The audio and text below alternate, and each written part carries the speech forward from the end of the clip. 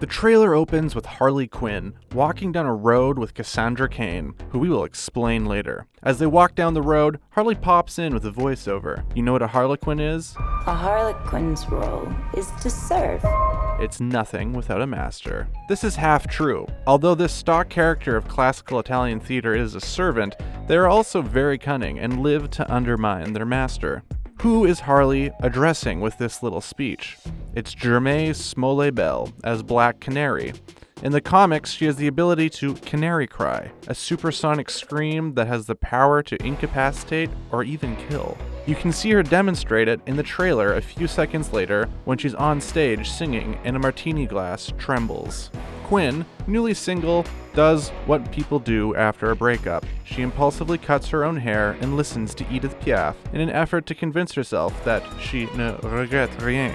I wanted a fresh start, she says, but it turns out I wasn't the only dame in Gotham looking for emancipation.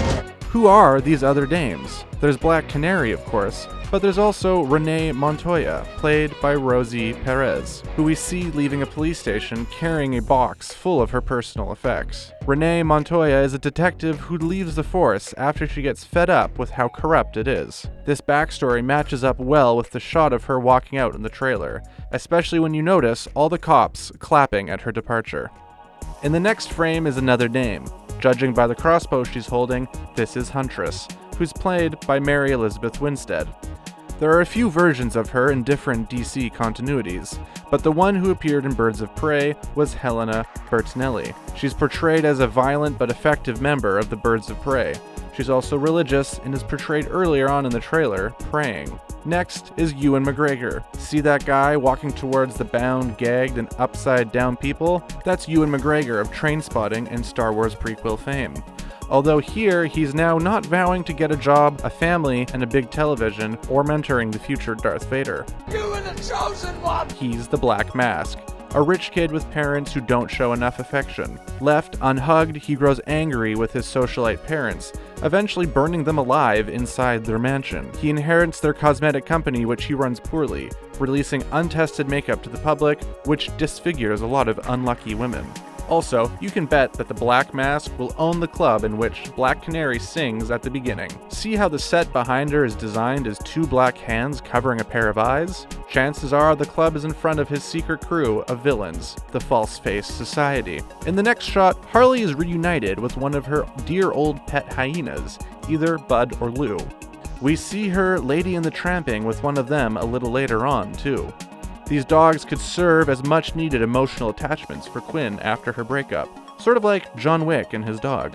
The Black Mask also gets a sidekick. This is Chris Messina, also known as Johnny Castellano, played by Victor Zsasz, a serial killer who believes he's liberating those he kills from a meaningless existence. For each liberation, he carves a notch into his skin, which you can see portrayed later on in the trailer as scars on his face. McGregor says to Messina in their brief moment on screen that Miss Quinn, she belongs to me. Next up, another dame. This time, it's Cassandra Cain, who's portrayed in the movie by Ella Jay Basco. Aside from being a world-class assassin who was forced to be silent as a child in order to learn the secrets of martial arts, Cain is Batgirl, or at least, she's one of the people who has assumed the role over the years. Judging by her other major moment in the trailer, she'll be an unassuming but very deadly assassin in Birds of Prey.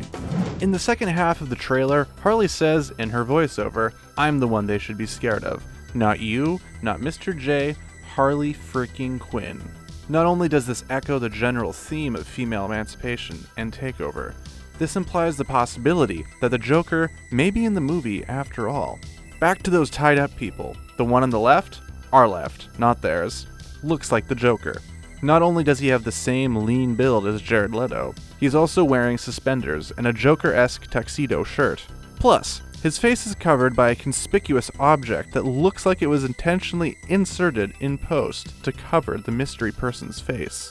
As for the other two, the woman in the middle gets a close-up, and if you spin her right side up, it's still pretty unclear who exactly she is. But maybe it's Mary Wirstead as Huntress. Although it could also be the comedian Ali Wong, who works with Renee Montoya in the Gotham PD. Let's skip back to the second half of the trailer, where we finally get a few shots of the whole team together, if reluctantly. Quinn, evidently trying to convince them to team up, says that none of us will make it out of here unless we work together. Montoya replies, doubtfully, with you? Huntress chimes in too, saying, you gotta be kidding me. A few seconds later, though, Harley is already comparing their ragtag gang to a group of girls at a slumber party, suggesting that they order pizza and make Cosmos. In the world of Gotham, friends of enemies are enemies, and enemies of enemies are friends. Will Margot Robbie escape the shadow of Jared Leto and Suicide Squad? Will Harley Quinn achieve her emancipation? Let us know what you think in the comments, and also be sure to pipe up if anything slips through our fingers. And as always, subscribe to Screen Rant, and we'll have you up to date on everything Birds of Prey.